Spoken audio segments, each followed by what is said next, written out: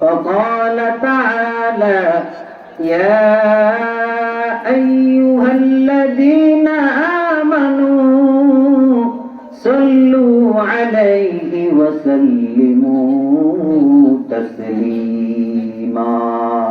اللهم صل على محمد وعلى آل محمد كما صليت على إبراهيم وعلى